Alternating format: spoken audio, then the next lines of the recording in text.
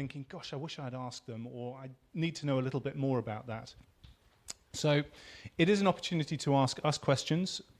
It's really an opportunity for you to learn more about your health. I embrace patients becoming expert patients. I love patients knowing as much, if not more, than I do about a condition, and I always challenge my patients to do that. And it's an opportunity for us to break down the barriers, because I stand in the pub and have a drink on a Saturday night, like the rest of you probably do, and it's an opportunity for you to not feel intimidated by speaking to someone who can hopefully help you. Just a quick introduction for Daleswood Health for those who don't know us. We are a private GP service. We are a health clinic, and we try and embrace all that involves. So we have physiotherapists, we have chiropractors, we have psychotherapists, nutritionalists, really anyone with an ist on the end we're happy to work with. And really that's with a view to trying to provide as a holistic approach to looking after your health as is possible. But at the centre of that, my wife and myself are both GPs. We've worked in the NHS for many years. And realised that we were struggling to provide the service that we knew our patients wanted and we knew that we wanted to provide, and the only way of doing that was privately. So that's why we've set this up. We are a traditional doctor's surgery. We look after our patients as long as we possibly can, be that 10 o'clock at night, be that on a bank holiday Sunday afternoon, as happened this weekend. We'll do whatever we can to help our patients. We are accessible. We try and stay open from 8 till 8, and we're open at the weekends as well. We offer complete continuity. It's either me or my wife that you will see. Obviously, we'll have holidays every so often, but it's always us. So you'll get to know us and we'll get to know you better. And that has a huge impact in the quality of care that you receive. And because we're private, we offer you far more time. So that time means you've got greater attention and better understanding of what's going on, and we have better understanding of what's going on with you as well. So that's us. I will now introduce our specialist tonight, who is Mr. Alan Doherty. He is a consultant urologist. So tonight is really any serious questions aim at him, not me. But Alan is, kind of instrumental at Birmingham Prostate Clinic, works both NHS and privately, and with that I will let him talk a little bit about himself, and then we can crack on with the talk that we plan this evening. Well, where do I start? I was appointed in Birmingham in 2001, having come from London, where I trained as a registrar, and I'm sort of, I suppose, an old-fashioned urologist in that in the early days we used to do a lot of general surgery, and urology was a sort of specialist general surgical career. So you sort of, if you cut the mustard in as a general surgeon, you went on to become a urologist, and that was quite attractive because the on-call was much less onerous in that, usually if you have a urological emergency, it's a kidney stone which you need painkillers for, or you block off because you can't pass urine, so it's a catheter, and is not the sort of multiple hours in the early hours of the day when after a trauma or someone needs a big operation or something. So anyway, a lot of us went into urology in those days, and well, there weren't many of us in those days who did urology, and what attracted me to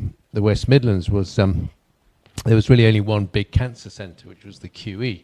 And there was a consultant there called Mr. Wallace, who had built up a great reputation for a big cancer centre. And prostate cancer was my area of research interest, and so it sort of made sense for me to come here. And there's such a huge catchment area if you include everything north of Birmingham and north, south, east and west. I mean, it's a huge sort of 7 million virtually catchment area. So in terms of getting good at doing major operations, you can only get good at something if you do a lot of them.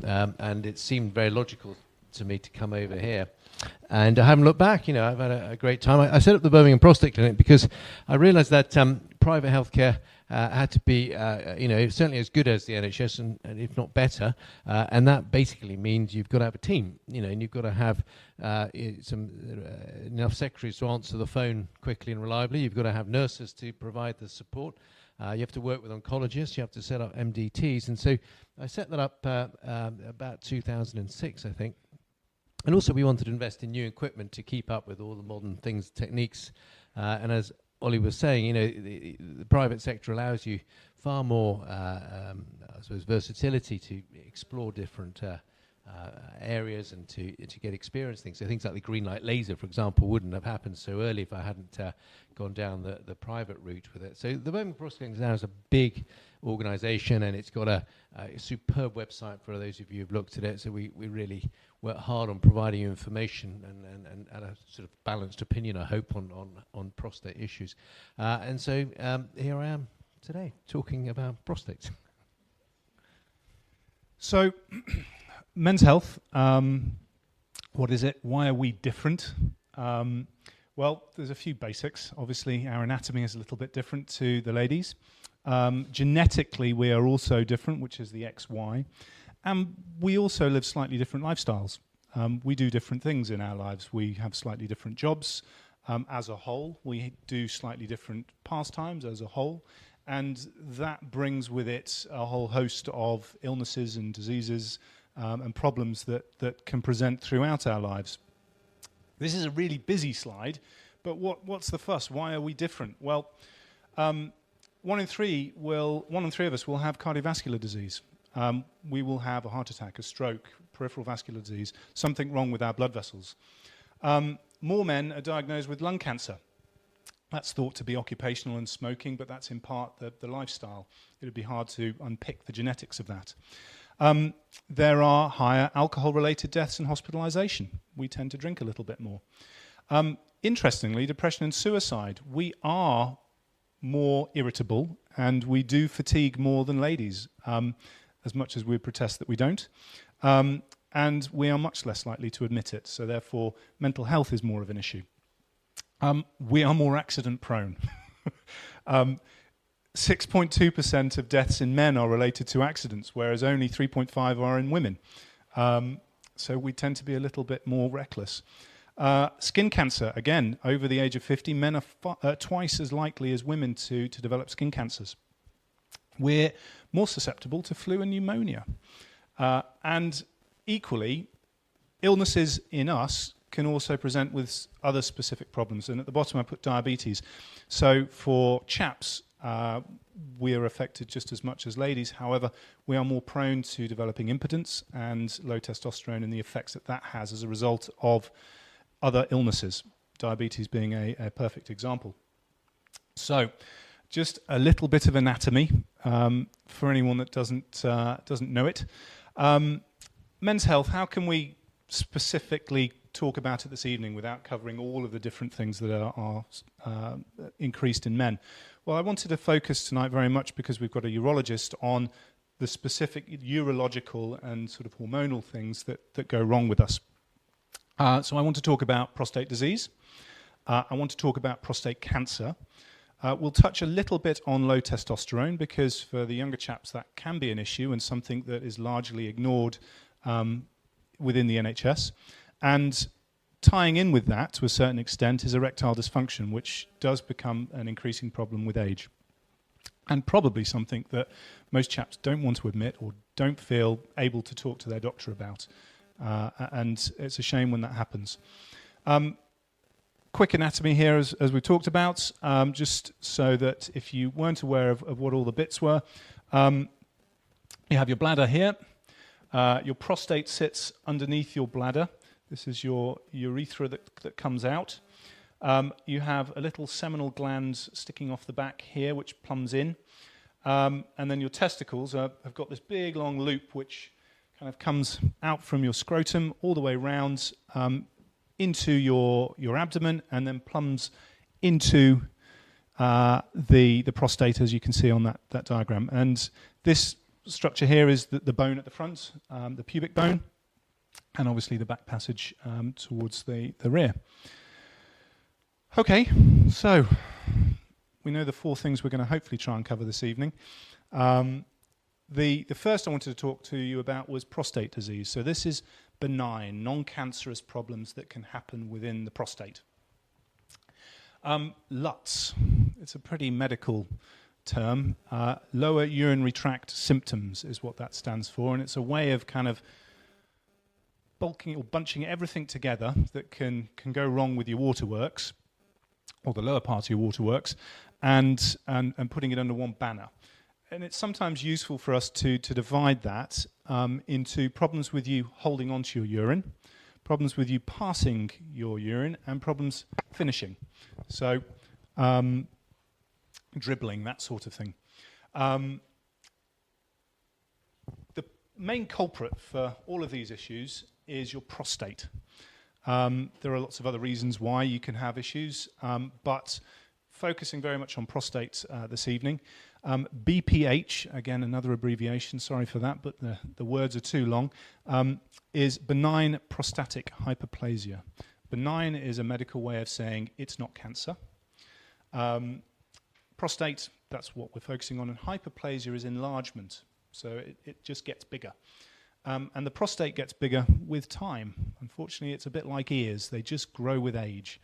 And there's not much we can do with that. In terms of probably the most common reason why I would see someone and think about enlarged prostate is the number of times you go to the loo. As chaps, we tend to carry on with as much as we can until actually something's getting in the way and becoming a bit annoying, and then we might do something about it.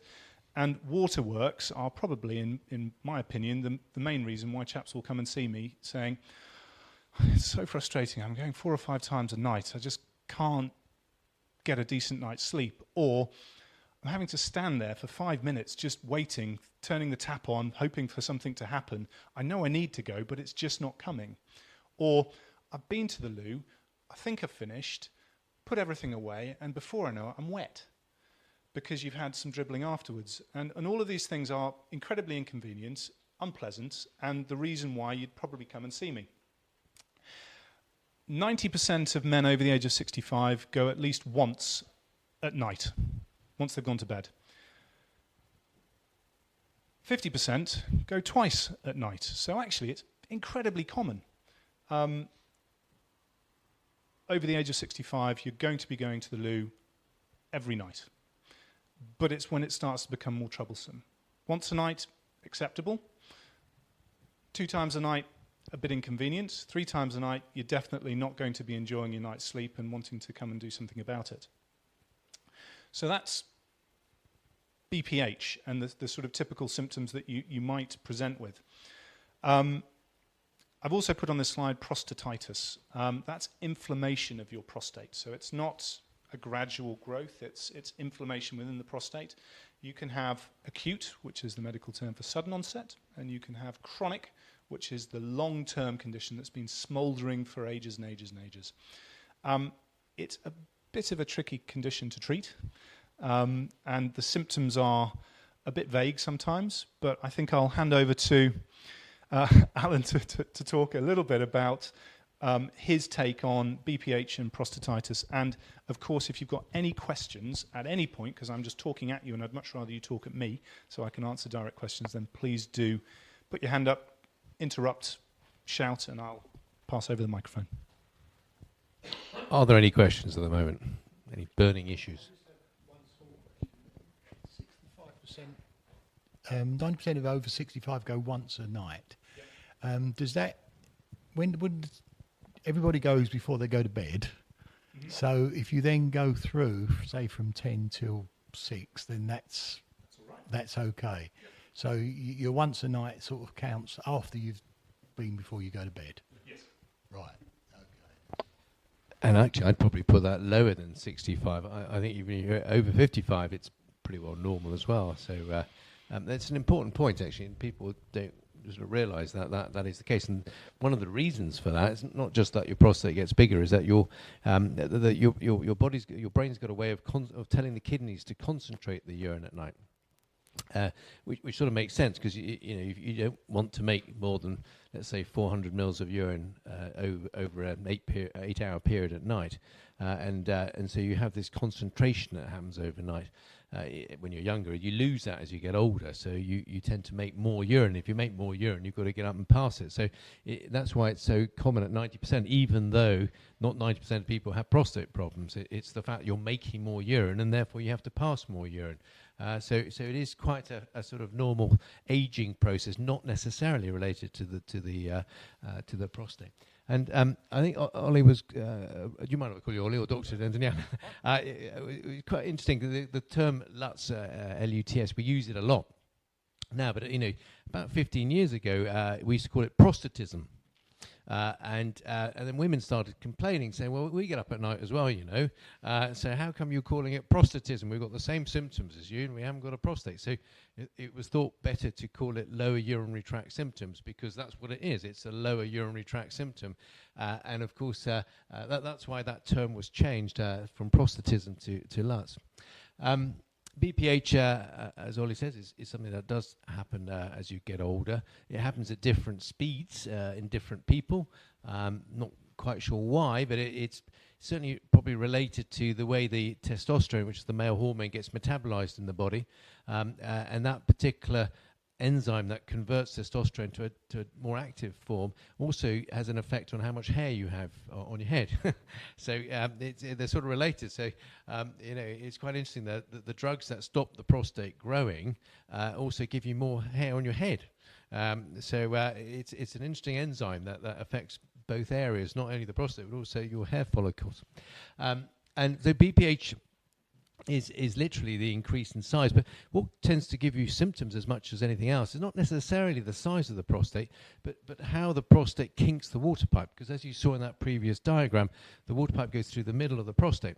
Now, if you think of a hose pipe and you kink it, if you kink it over a very short period, you'll block it a lot more than if you do it over a prolonged area. So sometimes big prostates don't actually cause that much blockage that you notice. First of all, it's happened over a prolonged period because the prostate's grown over 20 years, so your bladder's adjusted to it.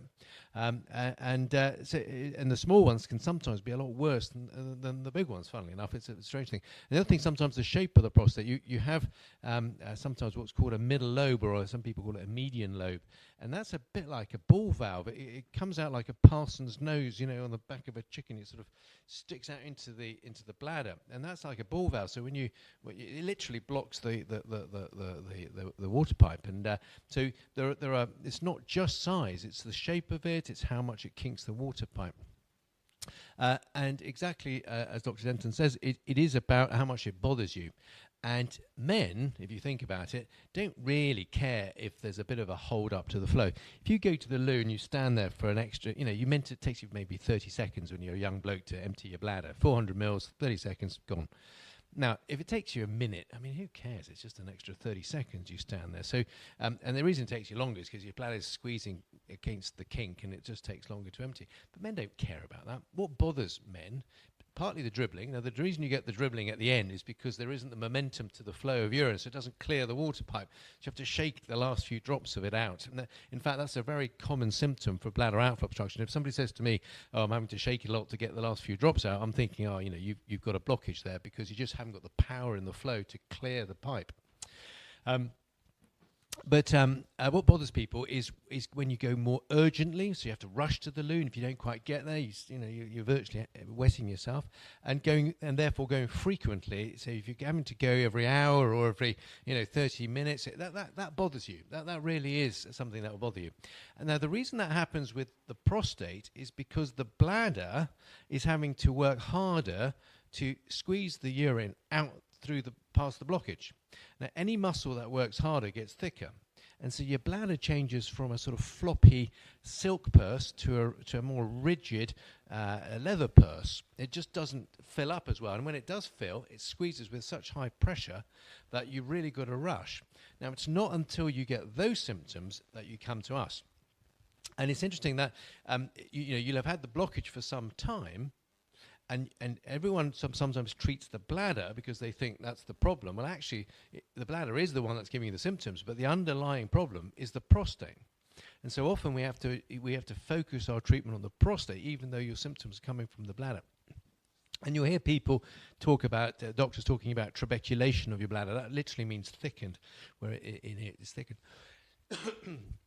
Now, prostatitis is it's a really annoying condition, because there are these two different types. One which is to do with like a good old itis usually means inflammation, but we often get inflammation due to an infection, and that would be the classic acute sudden onset. In other words, it just comes on, and that usually happens if you've had a waterwork infection or somebody puts a catheter in, and then bugs get into the system and they get into the prostate and they make it really angry, and that's you're ill with that, because when bacteria have got hold of you, like a bad tonsillitis, you feel ill. You really are acutely ill. In other words, this isn't something you've been grumbling on for weeks. You're unwell. You need either intravenous or a good course of oral antibiotics to cure it. And the prostate's one of these organs that once the bugs get into it, it's really hard to shift it. It's like the bugs can hide in there. And that's why you get these really long courses of antibiotics to treat it, not just 3 days like you would do with a woman, because they haven't got a prostate for the bugs to hide in. So with a woman, 3 days of antibiotics is more than enough. Often 3 doses is enough. But the man's completely different. Once the bugs have got into the prostate, you've got a problem there. You've got to really hit it hard for a long time. And so you'll see sometimes we recommend 4 to 6 weeks of these, and you think, God, that's a long time. But that's why, because if you don't eradicate it from the prostate is like a sponge, and and basically bugs can hide in that. The chronic prostatitis is more like an eczema condition, where it's like the immune system is fighting the prostate for no good reason. I mean, there probably is a good reason somewhere in the past where the immune system was somehow irritated, and you get these conditions that come and they go, and you can have 6 months without it and then 6 months with it, and it's like sitting on a throbbing golf ball, and it's just a really unpleasant condition that goes on for a long time. Funnily enough, antibiotics still work, and I'm not quite sure why, but it's probably, I don't think it's because you're killing the bacteria. I think it's because the antibiotics change the acidity of the prostate or somehow help the condition. But it's a much more difficult. It can drive people up the wall, and you can see why, because it just goes on and on. It's like having a toothache or a headache. In fact, some people call it the headache of the pelvis, because it literally is, like having a constant reminder that you're not normal, and it's a real nuisance. So I'll let us carry on, because we've probably got a lot to do, and you've probably got questions at the end of it. The thing that always goes through my mind when a patient comes in to see me is, what are the worrying signs? What is it that's going to make my ears prick up and make me think, I've really got to pay attention now, because this could be something quite serious? And in the medical domain, we call them red flags. If someone raises a red flag, just like on the beach, you pay attention. And there are a series of red flags that exist within men's health. So recurrent water infections, we shouldn't really get water infections. It's an indication that there's something going on between the outside world and our bladder, and there might be a disease process there that could be causing problems. Retention, we've already talked about difficulty trying to void. So if actually you go into retention, well, that's a pretty serious thing, and you're going to know about it because you'll want to pass water and you can't, and it's incredibly painful. Blood, you may or may not have seen the NHS campaign about blood in your water, but that's a really important thing to look out for. It can present as very faintly rosé kind of urine, or it can present as frank blood. It looks as if you have cut yourself, and anything in between. And equally, if you do bleed quite a lot, you can have clots. So you can actually pass a solid clot, a bit like when you have a nosebleed.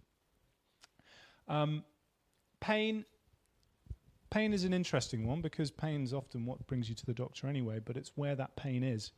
We're kind of moving more from bladder and prostate now, and more into the testicles and to the penis itself. But pain is an important feature, and if you're describing pain in your testicles or you're describing pain within the penis itself, then that's important. Non-healing ulcers and skin changes. This is very much related to the penis and the foreskin. It is skin just like any other part of us, and can develop skin cancers. And it's really important, if you develop a sore on there, that you're not embarrassed. You don't ignore it.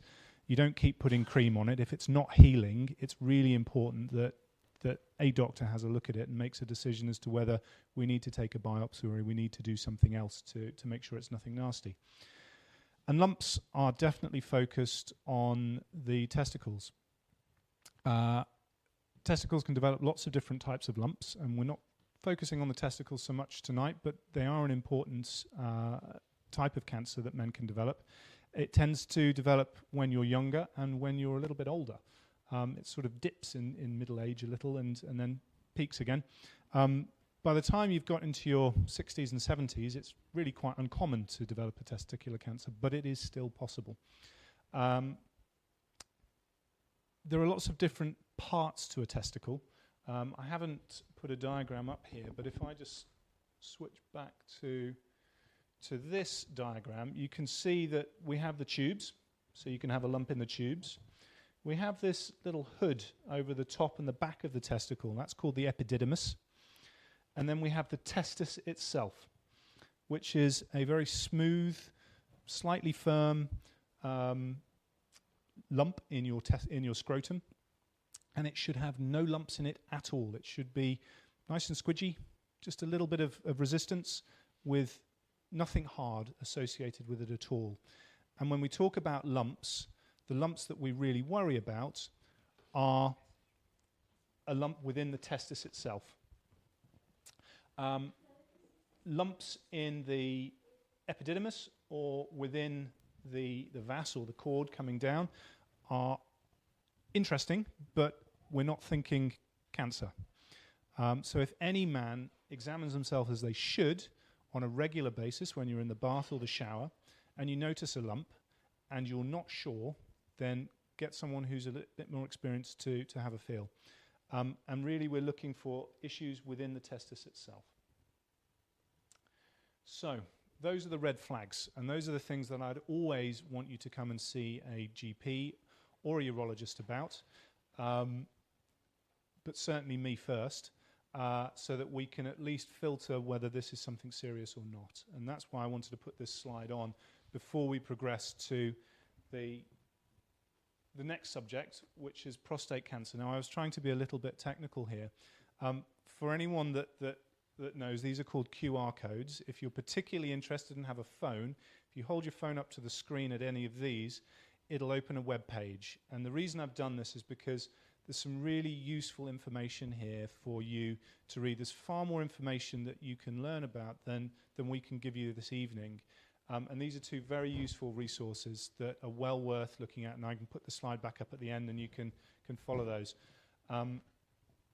But really now what we want to talk about is prostate cancer, which has certainly been in the news an awful lot this year, and for good reason. It is the most common cancer in men, and it's the second most common cause of death. It's actually got a very good survival rate, not the best of all cancers, but 5-year survival of 85% isn't bad for a cancer. And it used to be that we would say that men died with prostate cancer, not from prostate cancer. But I think we've passed that time now. There is a potential family history. So if your father had prostate cancer, your brother had prostate cancer, then you are at an increased risk. For the women in here, you may or may not be aware of different types of breast cancer and ovarian cancer and the genetic cause for that. And I've put BRCA2 on there. BRCA is a type of genetic breast and ovarian cancer, but it's also associated with prostate cancer in men. So if your mother had a BRCA2 breast or ovarian cancer, then it's actually relevant to you as a man. If you are Afro-Caribbean, you are twice as likely to develop prostate cancer. So there is a race variation as well. It's also important to talk about the investigations, and I want to cover that, and I'm sure will in more detail, but the investigations are probably what scare me a little bit when I'm going to go and see my doctor in a few years' time to investigate problems that I might have.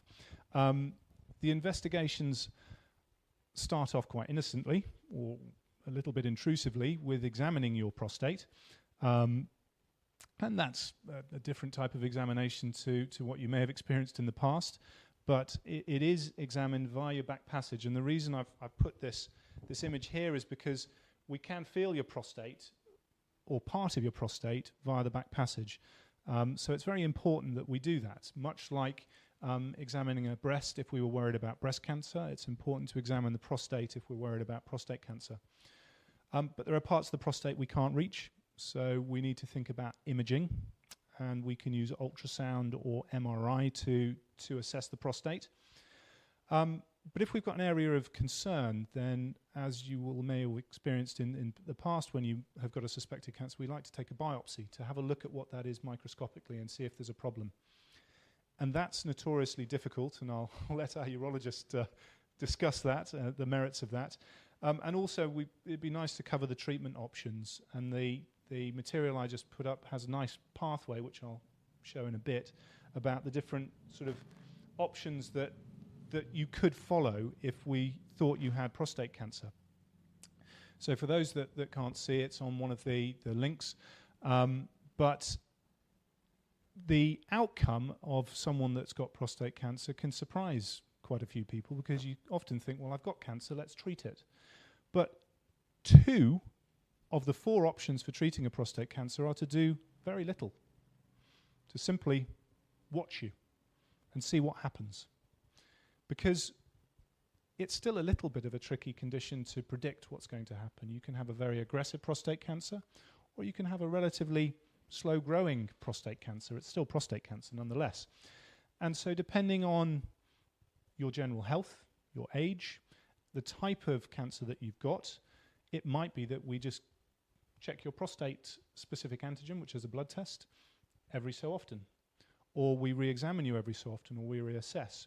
Right the way through to having your prostate removed, which is called a prostatectomy, or using other therapies to treat cancer, such as radiotherapy. And there are even more novel treatments now, which I'm sure we might touch on. But the principle is you come and see us first up with symptoms, and then we make a decision as to what we're going to do. And I think we really do need to talk about PSA, and part of those web pages that I've just mentioned help you understand the relevance and benefit and harm of what PSA testing can do, because it's not a brilliant test. It's a very useful test, but in the right settings and in the right context. So I will move back to that slide and hand over. I'm not quite sure where I start with all that. There's a huge subject. Again, any questions now at this point? There's a hand up. Is the removal of the prostate a relatively straightforward thing? Because it seems as if you have, let's say, a prostate cancer, can you not just go in, get rid of it, take it all out? Or because 2 of the options are wait around. Do you prefer not to take it away, or? It's a brilliant question to start with. Let's kick off with that. So I often describe the concept of, imagine I managed to invent a pill, a magic pill, which if you swallowed it, it would make your prostate vanish. So first of all, you could say, well, I probably wouldn't even wait until I had prostate cancer. I just swallow it before that. And the question is, if you did swallow it now, for example, what would you notice? And the answer is nothing until you went home, made love to your wife, I presume it's wife, and a partner, and a girlfriend, and you'd have a dry orgasm. That's it. And you think, well, okay, so what's the fuss about then? So why am I watching this? And I've never known a cancer get better, so they all get worse. How bad does it have to be before I decide to get it cured? So the watchful waiting, it's incurable. So that means you wait until it gives you symptoms. In other words, it's spread to your bones. So you're starting to get back pain. And when you have a scan, it's in your bones, your PSA's in the hundreds, and you will die within 4 or 5 years, and you'll have hormone therapy, chemotherapy, radiotherapy, and all the rest of it. So you could wait for that, but then you could say, well, why did you bother going down the whole pathway in the first place? Why don't you just, if you're going to find it and then not do anything about it, it seems a bit silly to then go through all those tests and all the unpleasant side of it. So, what is it about that people that are so desperate to keep their prostates? And so, as you point out, why not just have the surgery and remove it, because that's the only way. This magic pill doesn't exist, by the way, not yet. So the only way you can get close to that, to get rid of the prostate, is to have surgery. Now the trouble is that when you have surgery, it's not just the prostate that is removed. You damage surrounding structures, so you get collateral damage. And the collateral damage is mainly the electrics that control the blood vessels to your penis.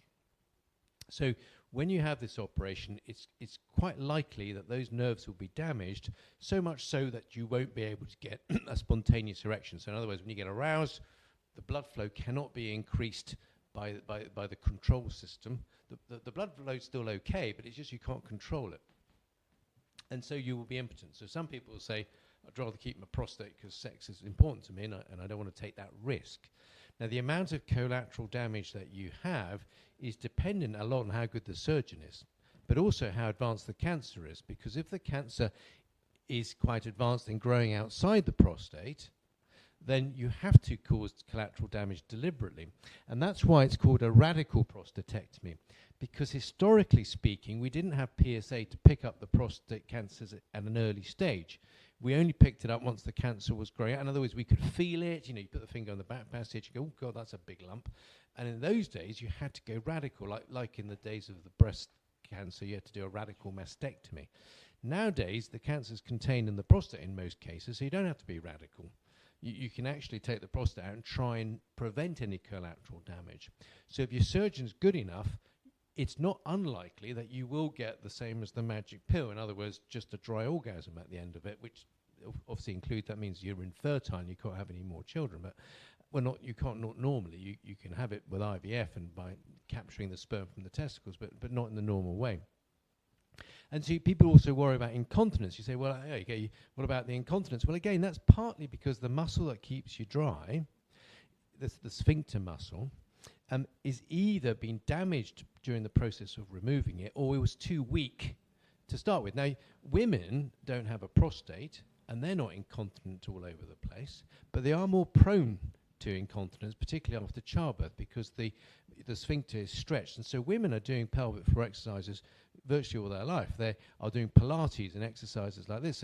So men, after the prostate's removed, have to do those sort of pelvic floor exercises, Pilates, and they have to strengthen the muscle, the sphincter, to be strong enough to cope without the prostate in the background, which used to make it a lot easier for the sphincter.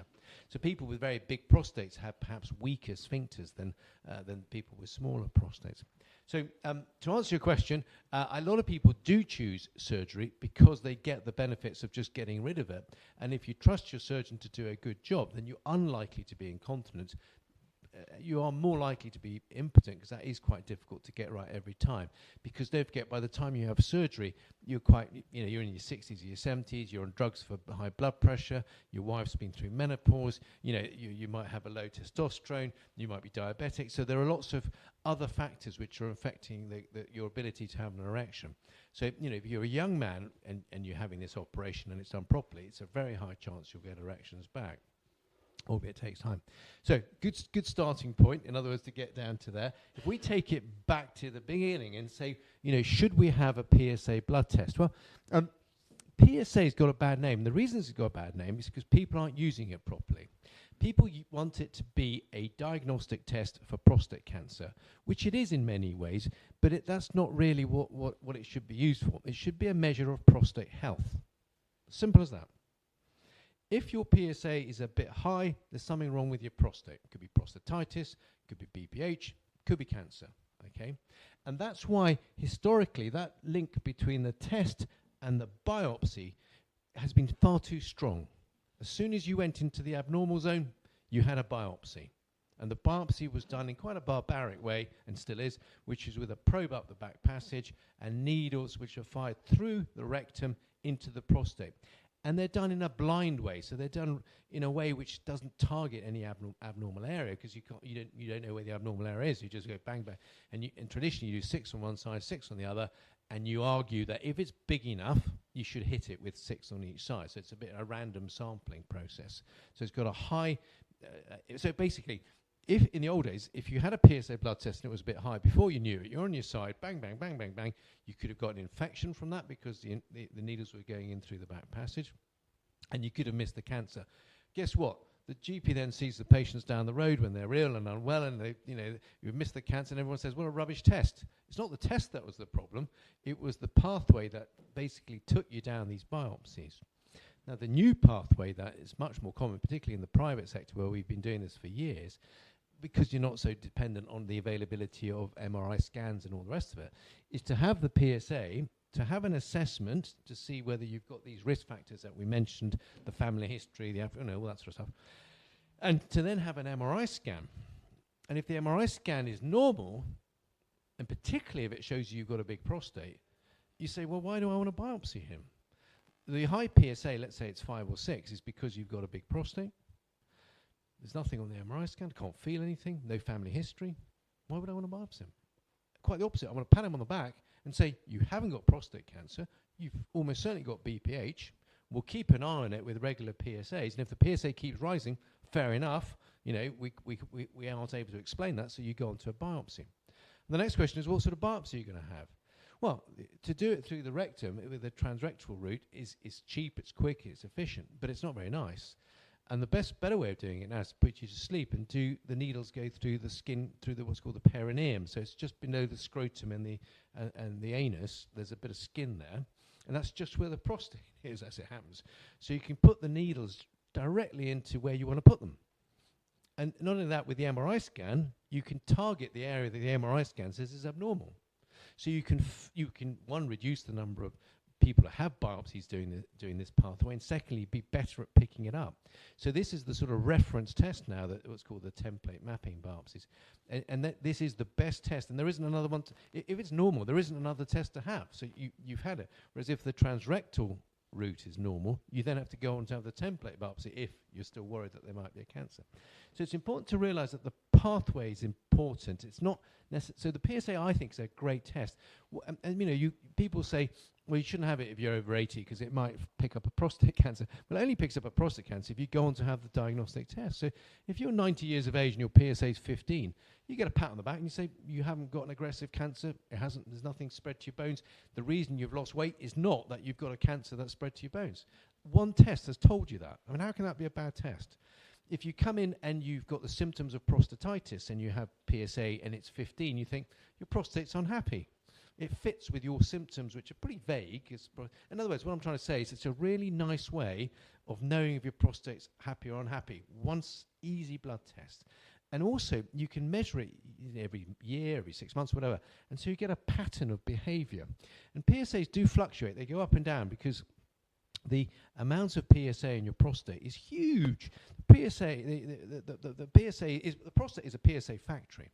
And the amount of PSA in the prostate is about 3 million nanograms per mil. So it's not surprising that you're going to get the odd fluctuation from 3 million to 3, say, because of ejaculation, or maybe someone's pushed on your prostate, maybe you cycled, maybe you're dehydrated. There are lots of reasons why your PSA might fluctuate by a little bit on a month-by-month basis. So again, you mustn't get too excited by a change from, if your PSA is running at 5 and it goes up to 6, I mean, it's so what, If it goes up from 5 to 10, you think that's too big a jump for cancer. So there are a lot of various patterns of change. But the point is, you're getting information which is giving you a handle on what's happening in your prostate. And that's got to be useful. It's how the doctors are handling it that's the problem, in my opinion. It's not the actual PSA blood test that's the problem. And as I said, it doesn't make sense to go all the way down the diagnostic post to be found to have cancer and then to say, well, I'm going to leave it alone. You think, well, why did you have it tested in the first place? That doesn't really make sense unless you really have a tiny amount of a really non-aggressive cancer. And then the trouble with these charts, as you look at them there, is they don't give you the full story either. I read them earlier and it made me smile a little bit. So it says radical prostatectomy harms up to 20% of residual tumour. Okay, that's not really correct, because it is correct and it's not correct. So if I take a prostate out and put it in a bucket, that cancer cannot jump out of the bucket back into your body. It's gone. It's finished. Okay, no argument. Why is there a 20% failure rate? One, you came too late. In other words, it had already spread. So that's not the fault of the surgery. That's the fault of you not having a PSA test early enough and not having the diagnosis. Because if I took everybody's prostate out when they were 40 years of age before they had cancer, none of them would fail. Okay. or two, the surgeon wasn't good enough and he left a bit of cancer behind. Again, that's not a problem with the procedure, that's a problem with the person who's doing it. So that 20%, and if you look at the external beam radiotherapy, there's no mention of failure. And yet you do get failures there because the radiotherapy doesn't always work on the prostate. So local failures, in other words, you've still got your prostate after radiation therapy, local failures do occur.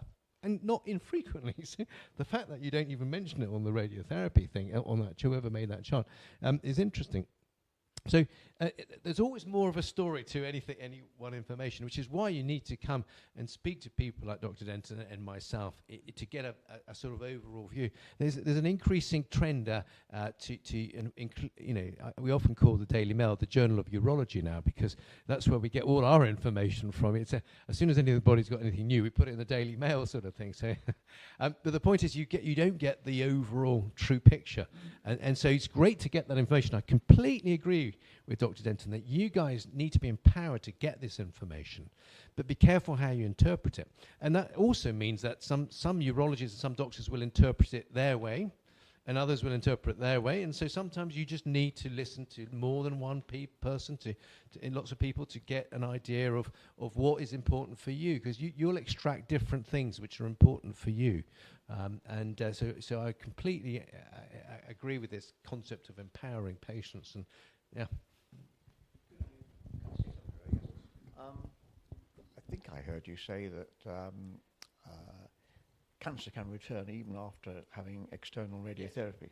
A year or so ago, you very kindly sent me off to have a PET scan at the QE, which went from head to toe, and it showed up in bright green where the cancer was in the prostate, and also it showed, of course, it had spread to the lymph nodes adjacently. I've had my radiotherapy. The bowels and bladder are all working virtually back to normal. Lost a bit of muscle strength, last to wretched hormone therapy. But I would quite like to have another PET scan from head to toe to see whether it has gone. So I've got a minimal PSA of 0.1 or something, which is said to be good. I've had an MRI scan down the lower abdomen. But I'm a belt and braces man. I would like to know whether I am okay. So PET scans are a new thing, which are well, when I say new, they're relatively new, particularly in prostate cancer.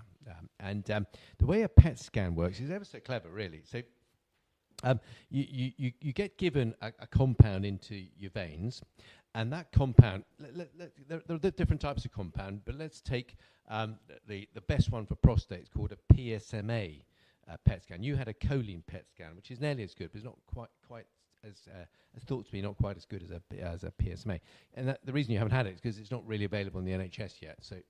But it's the same concept. So you inject something in the veins, and this PSMA is an antibody which is designed to stick to cancers. So it goes throughout your body, sticks to the cancer. The bits that aren't stuck gets washed out, so you peel it out. So you're left with one beacon, or 10 beacons, however many areas there are with the prostate cancer. And that beacon is like sending out signals. So you stand in front of a machine, it picks up the signals. And that signal is superimposed on a CT scan, so you can see exactly where the cancer is coming from. So in your case, it picked it up that it gone into lymph nodes, and we knew exactly where it was. And that's why we could target the radiotherapy to whatever.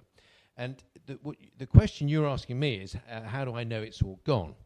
And that's a difficult one to answer, because you're lucky in that the hormone therapy that you will also have been given will have got your PSA right down and will keep everything under control. And the radiotherapy is aiming to add extra on top of that, so that when they stop the hormone therapy, the cancer doesn't come out.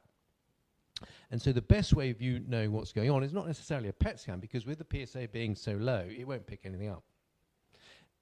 But when you stop the hormone therapy, if the cancer's all dead, you shouldn't get any more PSA production. So after a year or so, you'll see whether the PSA goes up or not. That's going to give you your answer.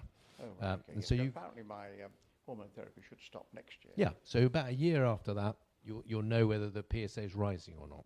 So I'll be seeing Christmas. And the next. You'll be seeing many Christmases, and that's what's lovely about. And going back to the point that Dr. Denton made about the survival rates with prostate cancer being 85%.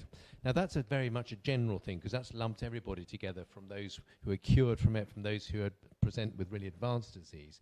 But the important point is that the vast majority of people are able to be controlled for years, even if you present with it spread outside the prostate. So again, that's goes back to this difficult decision as to whether you take upfront treatment and try and cure yourself, or whether you wait to see what happens and then have a prolonged treatment with the hormones. And as you say, the hormones can make you feel a bit weaker and a bit more tired and all those sort of things, but it's better than dying. So, it's definitely worth taking. If the cancer has spread, why are we still looking at PSA to pick it up?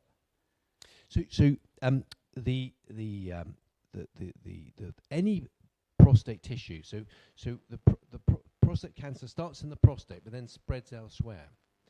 That's what cancers do. If cancers didn't spread, they really very rarely be a problem. You virtually never kill you.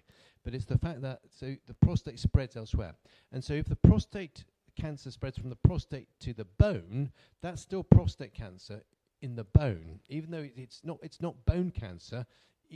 Even though it is bone cancer, but it's cancer that's come from the prostate in the bone. And because it's come from the prostate, it still makes PSA. So because it's a PSA factory. So that's why you can cure the problem in the pelvis and have no prostate tissue here, and then you can have some prostate cancer elsewhere, and then the PSA will still go up, you see. So the only way you know that you're cured of prostate cancer is when the PSA is 0. Because then you essentially, like a woman, you haven't got any prostate tissue in you, so that's the PSA 0. Who's the next question? Hi, I was watching something on GMTV, or one of the other, it was the other channel, BBC, I think, a few weeks ago, and they were saying about now it is so much easier just to have a blood test other than the invasive test for prostate cancer. I'm probably at the sort of lower end of the scale in terms of ages, that when you get to 50, that when you go into hospital for anything else, they want to test you for prostate cancer, and obviously the invasive one is the one that when I've talked about with friends and things, they've gone, oh God, I can't, and they won't go because of it. And I think that if there is another way of doing it that's possible, which I understand there is a blood test now that you can have. Well, I'm not aware of a blood test, but I think what they're saying, the non-invasive way now is the MRI scan. Right. So you have the blood test, which sort of triages you into the virtually no risk and therefore leave it alone, versus higher risk, and then you have a look with an MRI scan. And if there's nothing on the MRI scan, we don't tend to do the invasive biopsies. So an MRI scan is not invasive; you just lie there and it's a scan. Just get scanned. Yes. I think that's what. Oh, I see. I guess. So that's pretty invasive. You're right. I'm personally not a particular fan of the finger up the bum, because by the time people come to me, I already have a lot of information. So I always think the MRI scan is going to give a lot more information than a finger up the bum. And given that nearly all my patients get an MRI scan, but if you're not going to do an MRI scan, then it does give you extra information. So that's why the GPs are more likely to do that, because it gives them a better overall picture of what's going on. And in a way, personally, if you gave me a choice between a finger up the bum or a blood test, I'd have the blood test, because you get a lot more information than you do with the finger. And the finger can give you wrong information, because obviously... When I phoned my GP, they then turned around and said... they turned around and said, well, no, we don't do anything like that here. So I don't know if that's like... So a lot of GPs don't believe in PSA testing because they're of the view that it just creates all these problems, and there's no evidence that it will prolong your life by having it. And so because there's no screening program recommended in the United Kingdom for prostate cancer, they don't have a duty to offer you that. But if you go and ask for it, then they can't turn you down, although they will tell you all the advantages and disadvantages. So it's not dissimilar to Brexit here. You'll have half the people who think it's a great idea and the other half think it's a rubbish idea. And you can argue till you're blue in the face as to which way you go, and people just don't change their minds on it. But the point being is, if you want a PSA blood test, then you can have one, but they want you to be aware of the possible consequences of where you're going with this. And there is, as I said, still the diagnostic pathway is not my preferred pathway if it's done without an MRI scan and with the biopsies done through the back passage. I just think that's so old-fashioned now that shouldn't be done. But I get why the NHS is still doing it, because it's efficient and it gets all the targets, etc. But it's not what I would do. Certainly about blood testing and PSAs. On the NHS, every patient 50 and older is entitled to a PSA, a single PSA test. So if you are over 50 and you haven't had one, you're entitled to it. So ask your NHS GP for it, and they are obliged to provide that for you regardless. So that's it's written in the books. We have to do it, and if anyone over 50 is entitled to a PSA test.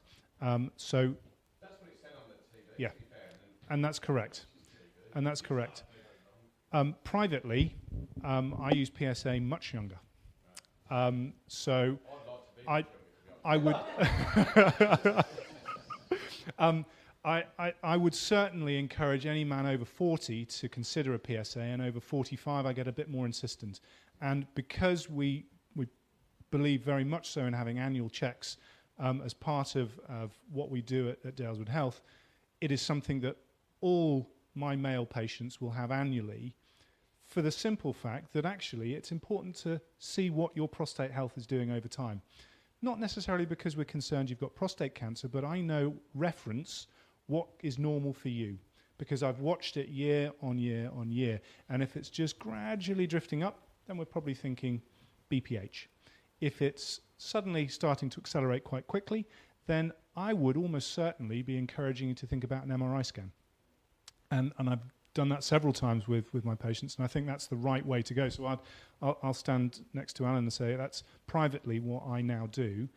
The NHS is always a little bit different, but certainly I would encourage you to pursue having a PSA if you're over the age of 50. Yeah, not the question that I need to ask, but can I just comment on this that's just been going on? I'm afraid you are not, well, you may be in the majority, but I've heard from several men, they have gone to the doctor for a PSA test, and they said, have you got any symptoms? No, we'll come back when you have. Which that is the answer I have to say from Noel surgery. Yep, and of course, as you know, it may be too late by then.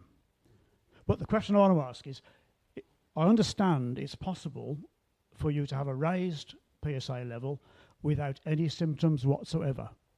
And for many in their 50s, late 40s, that's a danger, because unless they go for a PSA test, and you know what men are like, they won't go. So is that correct? Absolutely correct. Symptoms is a bit misleading, really, because if the question is, come back when you've got symptoms because that's the sort of cancer I want to pick up, well, by the time a cancer causes you symptoms, a prostate cancer causing you symptoms, it's not curable anymore. It has to be so big that for it to cause symptoms. So in other words, when you have symptoms, it's usually because of the benign change, nothing to do with cancer at all. So to link the two is daft. If you are wanting the blood test in order to establish whether you have an early prostate cancer or just to assess prostate health, then it's got nothing to do with symptoms. Now, if you've got symptoms, then it does make sense to have a PSA, because it gives you information as to what might be causing those symptoms. But it's very unlikely to be prostate cancer unless your PSA is 30, 40 or 50, by which stage it's not curable. It could be prostatitis, and those symptoms of the pain, etc. And again, the PSA might be 30 or 40 in that situation, but that's not because of cancer. That's because it's inflamed. So it's not their approach is not logical, and it's, as I said, it's a mindset. It's partly because the pathway is not particularly good, and therefore a lot of people are being harmed by the diagnostic test, and then they're having surgery where the onus isn't out there to make the surgeons good enough that they don't cause the impotence regularly. You have to do hundreds of these operations to be really good at it, and then really you should be measuring how good you are at it. There's no point doing 100 badly and say, well, I've done 200. Well, you know, if you're rubbish at it, you're rubbish at it. You know, it's like me at golf. You know, I play a lot of golf, but it doesn't make me good at it. At least I try and play a lot of golf. So you know, but so the point being is that with golf you can measure it. You can say, right, what's your handicap? What's your score? And you know, so you can say he's a good golfer, he's a bad golfer. You can't do that with the surgery. Very difficult with surgery to say he's a good guy, he's a bad guy. But there should be much more emphasis on that in this situation, because you're taking people without symptoms and you want to cure them. You don't want to give them symptoms at the end of it. But if you are giving them lots of symptoms, you can understand why the GP is saying, hang on, you know, why do you want a PSA blood test? Before you know it, you'll be on your side, biopsies up your bum, you'll have an infection that makes you sick and be in hospital, and it can even kill you, septicemia. Then you'll have an operation and be incontinent and impotent and have to have, you know, misery for the rest of your life. It's much better you ignore it. I mean, that's a view, and it's not an unreasonable view if the pathway is not a good one. So you know, and then you've got people saying you've got a 20% failure rate with the surgery, and all this information, which is misinformation, really. You know, was it false news, or whatever the expression is? Fake news, that's it. So it's a complicated area. So I do have sympathy with that approach of saying, look, don't have it. I don't agree with it because, you know, I think if you handle it properly, it's a really useful test. Hello, I've suffered for 5 years. I'm 82. I think at the moment 8, my PSA. Yeah. But when I go, all I'm getting is a blood test. And okay, that's good, but can it give you any more? I have an injection once a month, which I was given in the leg, and my consultant said that should not be, it should be in the stomach. Well, I'm only 8 stone, so the needle came out my back. Oh. But it's a worry that when having this the stomach injection, I suffer from hot sweats, which is pretty grim. My skin is coming away. It's like a badly cut suit, my body. Is all this relevant within my problem of prostate? So I think the point that you highlight, which I find interesting in this, is one, you're alive and looking very well. But the hormone treatment, which is keeping you alive, is giving you side effects. Now, if I could say to you, imagine your prostate cancer had been picked up 20 years ago while it was still contained, and someone said to you, look, I can take it out, going back to the surgery question, put it in the bin, and that will be the end of it for the rest of your life, with no hormones, no anything, no concerns, no PSA of 8, gone. A risk of a bit of incontinence maybe, and a risk of impotence. Would you have taken that? Would you have liked, well, first of all, would you have liked to have been given the choice? And secondly, would you have taken it? And the point I'm making is that when you do the studies, the survival data between someone who's had surgery and people like you are very similar, because we can keep you alive with lots of treatments. But the guy who's had surgery has nothing else ever again, unless he's one of the 20%. You know, whereas you are keep going with injections and the side effects. And that's the decision you have to make at the beginning is, do you want that choice? If you want the choice, you need a PSA. If you don't want the choice, we'll just wait to see what happens. And it might be picked up, might not be picked up, and whatever. It's your question. Had I been 50, yes, I would have had the treatment. Yeah. But every year on makes it the diminishing factor Correct. of survival. Correct. And no, but I believe that if you're healthy, that is a block of helping to survive. Yes. But yeah. With my doctor, there's no follow-up, okay? I had the injection, and, well, that is it. I wait a year to see Mr. Phillips. Gone. But is there not more? Okay, I'll have to come and see you guys. But at the there's no need to see me, and there isn't any more you need, because it's obviously working well. Now, when the PSA goes up and up and up and goes towards the hundreds or whatever, or you get symptoms, there are lots of new treatments out there that can supplement the injections you're getting, and that's where there's been a lot of advance. And so no longer is the hormone treatment the last step. There are so many more new drugs out there that can keep your things going for longer. So you'll be all right, don't worry. Thank you very much, that's reassuring. So any more questions on prostate cancer? Yes. I had a radical prostatectomy 2012, and everything's been normal now, but I find now I've got muscle loss in my left hip, right hip. any connection? Not that I know of. No. Maybe you've just got arthritis of your hip. But not that I know of. No, not if you're not on any hormones or anything. No, if you're on hormones, then yes, but not if you're cured from surgery alone. I'm racking my brains trying to think of one, but I can't. No. Right, so we'll move on quickly because there's a couple of other quick subjects I wanted to cover. And that kind of leads on from the treatment of prostate cancer. We know that it's related to testosterone, and the growth of the prostate is related to testosterone. And some of the side effects that you were experiencing as a result of us blocking those, essentially giving you the menopause. And the symptoms you're experiencing are exactly those of the menopause that ladies experience. But low testosterone can affect us when there isn't any prostate disease and when there isn't any treatment or any other specific cause for it. And just very briefly, I wanted to raise this because a lot of men often just ignore it and assume that they're just getting old and tired and things aren't working as well as they once used to. And there could potentially be a reason for that beyond just they're getting old. And it can happen really at any age.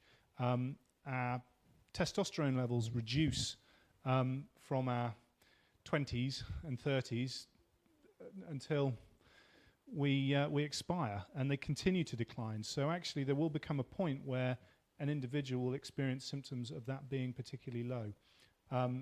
At its extreme, it results in impotence. But more subtly, it can present with fatigue, general disturbance of mood. So quite subtle symptoms, actually, things that you'd think, well, that could be anything that causes that. But testosterone certainly is one. The reason I always test for testosterone is when I see a chap coming to see me with erectile dysfunction. If we're not testing testosterone or we're not looking for it, then we're really not doing a thorough assessment of what's going on with erectile dysfunction. So testing for testosterone is important. And it's something that as GPs in the NHS, I never did. I never used to at all. But actually, I now think in any chap that's coming to see me in their 50s and 60s that's saying they're getting tired, they're developing low mood, they're not the man they used to be, then I'd almost certainly check for testosterone just as quickly as I would check to make sure they haven't got diabetes. So testing is important, and I think something that isn't done nearly enough, in part because we haven't acknowledged low testosterone as a condition that's really something to talk up about. And very briefly, treatments. Yes, it is something that can be treated. It can be quite tricky to treat if you are young and you want to remain fertile. But if you've had your family, which is the majority of cases, but not all, and you're not particularly interested in having more children, then actually it's very much easier to treat in terms of replacing that, much like you would in a lady who's experiencing the menopause by giving HRT. And really we should look at it in a similar ilk. As a doctor, I fully embrace the use of HRT in the menopause, and I think it's very important to address that. There certainly has been lots of fears about using hormone treatments and the effects that can have on your health in the future. And the same exists for testosterone as well. However, it's very important to look at the quality of life and the impact of having a low testosterone can have and the benefits that can bring if you acknowledge the risks and you take appropriate precautions such as testing your prostate, making sure your PSA is okay before, during and throughout treatment. And I think that's really important. I don't know if you've got anything to add just briefly about hypogonadism and low testosterone. I think I'm impressed by your holistic approach to looking after patients, which obviously you can do if you've got more time, because a lot of these sort of conditions are due to just people not looking after themselves as they get older. I mean, are we all the perfect weight? Are we all exercising? Are we all sleeping enough? Are we avoiding stress at work? All these things will have a major impact on your physical well-being and consequently your sex life. It's interesting that generally speaking, you'd expect your testosterone level to be reasonably good if you present to your GP with impotence, because the fact you're going there means you're bothered by it. The fact you're bothered by it means your testosterone must be all right. So, but the point being is that you probably need as much advice on how to making sure that in 2 years' time you aren't impotent by looking after yourself. As much as checking the testosterone, and lots of things can affect that. If you are overweight, the amount of fat you've got can affect your estrogen levels, and that can affect your testosterone. So it is a holistic approach to this is ever so important. And in my experience, and probably yours as well, that a low dose of the Viagra is amazingly good at people regaining confidence. So if you've got a bit of erectile dysfunction, you take a couple of tablets of that, and you suddenly think, hey, it's not that bad after all. And before you know it, you don't need it anymore. And you can go for years before you present again. But and the other very important thing about erectile dysfunction is its association with ischemic heart disease. In other words, if your arteries are furred up, so are other arteries as well. So it predates the onset of stroke and heart disease by about 2 to 4 years or something. So it's a really important subject, and it's very closely associated with BPH and urinary symptoms as well. So erectile dysfunction is a real sort of look at the whole patient type thing and treat the whole patient. Absolutely, and I think the other element about low testosterone is if you have what we often describe as a metabolic syndrome, so you're overweight, you're developing high blood pressure, you're starting to develop diabetes, well, that's your endocrine system, that's your hormone system basically saying, I'm giving up, in part because of age, in part because of lifestyle, but I've had enough and I'm tired. Now, that's the same throughout the whole of your system. So if you're starting to develop diabetes, you've got high blood pressure and you're overweight, money on the fact that you're also going to have a low testosterone as well. And none of us know whether it's the chicken or the egg. Which one is it that has contributed to this general demise in your health or decline in your health? Was it the fact that actually your testosterone's been low for ages, you started to get quite tired, your mood's dropped, you're eating less well, you're exercising less, you've been gaining weight because you don't feel as energetic, your blood pressure's starting to creep up? All of those things tie into this mesh of middle age and later life male kind of syndrome, and it's really important to take that oversight and to think we need to be testing for it, and if we don't test for it, much like testing for PSA, how on earth are we going to know? And the more information that I have as a doctor, the more information I can provide to you, and the better I can guide you. So it's an important test to think about. It's quite hard to provide on the NHS because there isn't a guidance. There is no nice guidance at the moment. Much like men have struggled for years to get Viagra or sildenafil, simply because there were such heavy restrictions on your ability to access that medicine on the NHS that GPs just would stonewall you. You couldn't get past the, I'm struggling with this. Right, well, you don't have diabetes. You've not had a major surgery to your pelvis. You've not got a neurological condition. You can't have it on the NHS. Fortunately, the cost of Viagra has come down so much that actually now the NHS has turned around and said, okay, it's now financially viable for us to allow potentially millions of men to have this medicine and improve the quality of their life by using what is now a cheap drug. And it's a shame that it took that for that to happen. But likewise, because NICE hasn't issued guidance for that, whereas they have for menopause and HRT, we don't pursue it quite as well in men as we do in women. And I think that's a shame, but something that will change with time. So erectile dysfunction, just very quickly, it's incredibly common. And of course, it increases with age. So about 6% of men in their 40s have erectile dysfunction, 12% in their 50s, 32% in their 60s, and 44% in their 70s. But you can see in the brackets there, I've put the ranges. So actually, 3/4 of men in their 70s, in some studies, have presented with erectile dysfunction. So it is incredibly common and increases with age. Most of the time, when you come and see the doctor, you'll be given something like Viagra.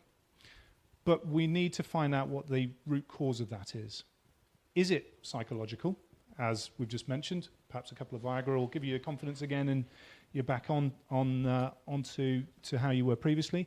Is there a hormonal reason why? Is there a physical reason why? And actually acknowledging that it's a precursor to cardiovascular disease because it's the small vessels that are affected first is really important. And I think if you are presenting with erectile dysfunction, then actually we should be thinking what's going on with the arteries in the rest of your body. So erectile dysfunction is something that I would like men to take really quite seriously and to always approach their doctor with if they are struggling, because it might not be just, oh, you've got erectile dysfunction, stop being so silly, you're in your 70s and why are you thinking about sex? It could actually be you're developing diabetes, you're developing peripheral vascular disease, you're developing cardiovascular disease. There are other reasons why you could be developing erectile dysfunction, and it's really important that we look at that. And there's a big long list here of causes. Blood supply we've already talked about, and I think that's, for me, I put it at the top of the list because it's one of the most important. Nerve supply. Is there a problem with your nerves? The structure of your penis can also affect that. And there's a couple of conditions there that we can talk about, you may have, but you can have structural problems. Hormonal, we've already mentioned. Specific drugs. Again, it fits into the whole syndrome. If you've got high blood pressure, you're probably on a diuretic, a water tablet. Benzoyl used to be the most common. Indapamide now is perhaps more commonly used, but it's a side effect of that very commonly used medicine. Beta blockers, again, very commonly used. ACE inhibitors, another type of blood pressure medicine, incredibly commonly used. You've had low mood for ages because you couldn't get an erection. We give you an antidepressant, which causes impotence, or can cause. Tricyclic antidepressants, amitriptyline, a very commonly used medicine to help with chronic pain, again, can contribute to erectile dysfunction. Alcohol, we can't forget, obviously has an important role to play, and some recreational drugs as well. Trauma to your pelvis, of course, that interrupts the nerve supply and the blood supply, and psychological we've also mentioned. And the tests that I would always do on a patient, blood tests, absolutely. Certainly a physical examination to make sure there's nothing actually going on with the penis itself, and certainly considering a prostate examination and a thorough prostate assessment, because erectile dysfunction can be a very late symptom or sign of prostate disease. So that's my whistle stop of erectile dysfunction. Has anyone got any questions or anything they want to ask of either of us about anything tonight that we've covered, and in particular erectile dysfunction that we've just spoke about? Is the low testosterone only associated with prostate problems, or is it something totally independent as well? Totally independent. Thank you. Yes, people often think that the prostate produces hormones. It doesn't. The hormones mainly come from your testicles. There's also a pituitary gland in the brain, but the prostate's got nothing to do with hormones. And again, another website on here. The Urology have a great website about erectile dysfunction and things that you can do. So the website link is just there, and you can follow that if you want. But baus.org.uk.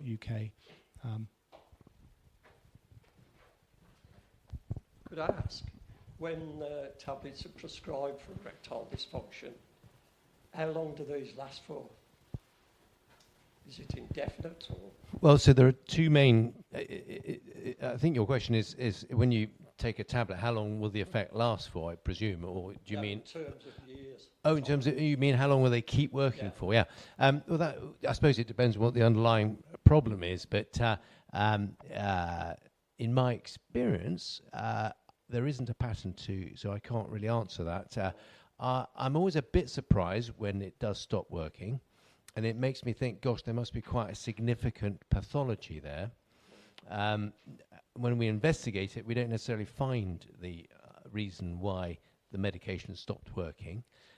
You can try between the different groups of medications. There are injections you can use into the penis, which if they don't work, then you really are in trouble, because that means the blood vessels are a real problem. So that's virtually the end of the road. If the injections don't work, then you have to have a surgical implant or something if you're still keen on surgery. So obviously I understand a bit more now. I've listened to what you chaps have said. good. So it's very useful. Thank you for that. I've been through a prostate reduction, and obviously, you know, say that's not connected to erectile dysfunction. Similarly so, I was prescribed, you know, the tablets some years ago. Unfortunately, Tadalafil, I don't find they work anymore. So you're on finasteride to reduce the prostate? Or do you are you on a medication to reduce the prostate? No, I went and had it surgically reduced. Oh, you mean you had the TRP or whatever, the equivalent, yeah. And you're saying that now when you take the sildenafil at the full dose, it doesn't work anymore? When you say full dose, I think it's 15 milligrams twice a week, is it? Tadalafil is 20, the maximum dose. Oh, 20. Yeah. 20, yeah. That's a little bit surprising, to be honest, especially if it worked initially after the surgery. That's a little bit surprising. Yeah, try the sildenafil instead, which is the Viagra, because sometimes they work in slightly different ways.